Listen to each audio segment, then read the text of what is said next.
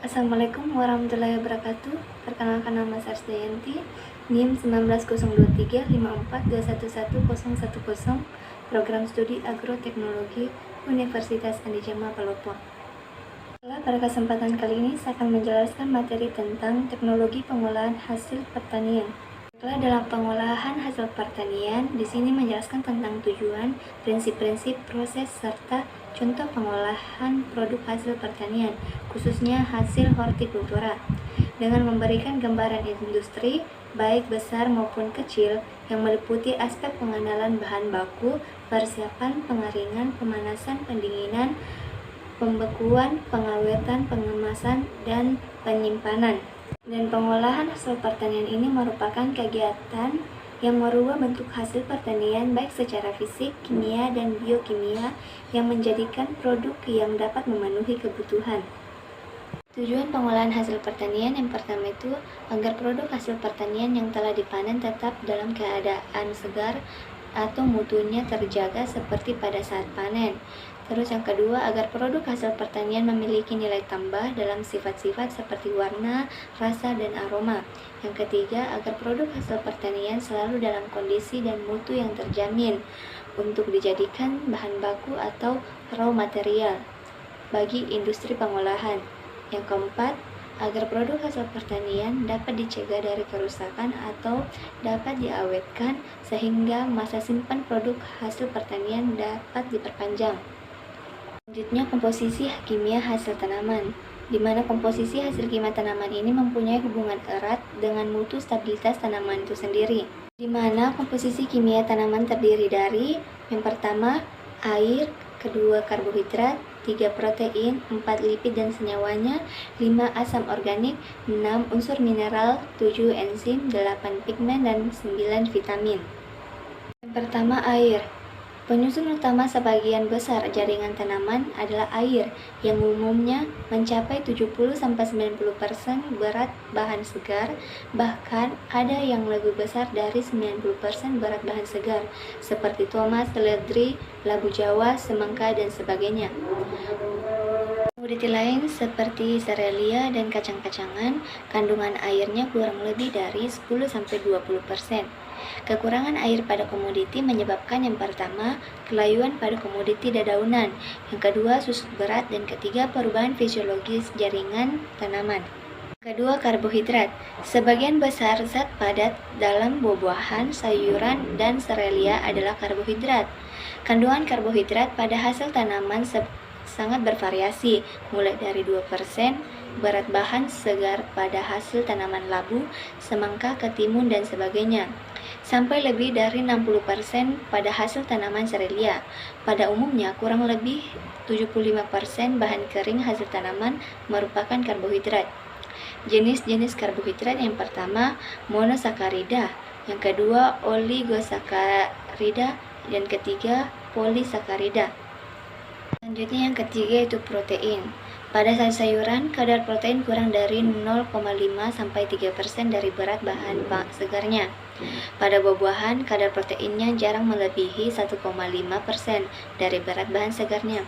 Kacang-kacangan dan serelia mempunyai kandungan protein 2,9-8,2% dari berat bahan segar, kecuali pada kedelai yang kandungan proteinnya lebih dari 40% dari bahan segarnya. Meskipun kandungan protein dalam jaringan tanaman kurang dari 1% dari berat bahan segar, namun mempunyai peran penting, yaitu sebagai unsur struktural membran sel dan sebagai biokatalisator. Selanjutnya yang keempat itu lipid. Kandungan lipid buah-buahan dan sayuran biasanya 0,1-1% dari berat bahan segarnya, kecuali pada buah alpukat, melon, dan zaitun mempunyai kandungan lipid kurang dari 20% dari bahan segarnya. Pada biji serelia dan legum, kandungan lipidnya 15% dari bahan segar. Kelima, asam organik. Asam organik terdapat dalam jumlah sedikit dalam jaringan tanaman. Asam organik lain yang biasanya terdapat pada jaringan tanaman yaitu asam karboksilik, di mana asam ini mempunyai peranan dalam proses pencoklatan enzimatis pada buah-buahan yang memar atau luka. Keenam, unsur mineral. Kandungan mineral dalam jaringan tanaman biasanya dinyatakan dalam kadar abu. Kadar abu dapat bervariasi mulai dari 0,1 sampai 4,4%, bahkan mencapai 4,9% dari berat bahan segarnya. Contohnya terdapat pada kedelai. Yang ketujuh ada enzim. Enzim berfungsi sebagai biokatalisator. Enzim juga berperan dalam metabolisme tanaman atau reaksi anabolisme dan katabolisme. Yang ketiga, enzim berperan penting terhadap kualitas hasil tanaman dan dapat menyebabkan perubahan kualitas hasil olah. Enzim juga sangat peka terhadap keadaan ekstrim baik sebelum maupun sesudah panen. Kedelapan ada pigmen. Pigmen utama yang terdapat dalam jaringan tanaman adalah klorofil, karotenoid, flavonoid, dan antosianin. Terakhir, vitamin. Kandungan vitamin jaringan tanaman sangat bervariasi. Varietas kondisi pertumbuhan, kemasakan, dan penanganan pasca panen, penyimpanan, dan pengolahan semuanya mempengaruhi kandungan vitamin. Selanjutnya, susut pasca panen. Faktor yang mempengaruhi fase pertumbuhan yang pertama fotosintesis, absorpsi air dan mineral, unsur hara dari tanah. Semakin banyak substrat, maka proses metabolisme semakin cepat. Perubahan yang terjadi selama pemasakan atau kematangan buah, yang pertama perubahan warna, kedua perubahan tekstur, yang ketiga perubahan flavor atau cita rasa, yang keempat perubahan aroma, dan kelima perubahan kandungan gizi. Susut pasca panen dapat dibedakan menjadi 3 macam, yang masing-masing mempunyai implikasi ekonomis, yaitu yang pertama, susut fisik, yang kedua, susut kuantitas, yang ketiga, susut kualitas, dan keempat, susut nilai gizi. Susut pasca panen antara lain disebabkan karena kehilangan penanganan pasca panen, kerusakan mekanisasi oleh cara atau peralatan yang digunakan pada saat pasca panen, yang ketiga, luka mekanis, keempat, serangan mikroba, insekta, Prodentia, yang kelima aktivitas enzim, 6 pengaruh waktu, dan 7 proses fisiologis. Ada luka mekanis, bahan-bahan yang bersifat mudah rusak seperti hortikultura lebih mudah mengalami luka mekanis dibandingkan dengan bahan yang tidak mudah rusak seperti hasil tanaman serelia. Hal ini disebabkan oleh bentuk dan struktur yang relatif lunak dengan kadar air yang tinggi. Maka dari itu, hasil hortikultura memerlukan penanganan yang ekstra hati-hati. Kerusakan mekanis dapat terjadi karena penanganan serta pengemasan yang kurang baik, dapat terjadi pada saat ditransport dan disimpan dalam kondisi kurang baik. Serangan mikroba, insekta, dan rodentia, mikroba dapat menyebabkan terjadinya susut pasca panen yang besar, terutama pada bahan yang mudah rusak. Hal ini biasanya dimulai dengan terjadinya infeksi atau satu lebih patogen yang spesifik yang kemudian diikuti oleh sekunder oleh sebagian macam mikroba. Kemudian, aktivitas enzim di dalam bahan pangan.